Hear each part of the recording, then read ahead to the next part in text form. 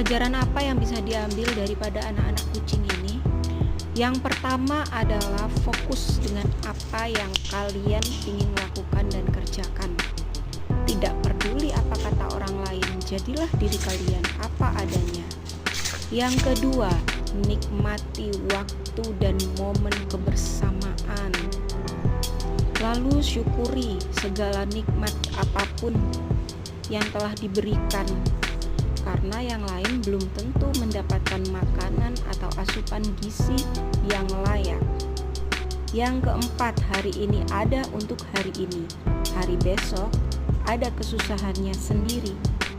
Nggak baperan, sekalipun dia dimarahin tetap aja dia dablek ya guys, cuek gitu nggak dengerin.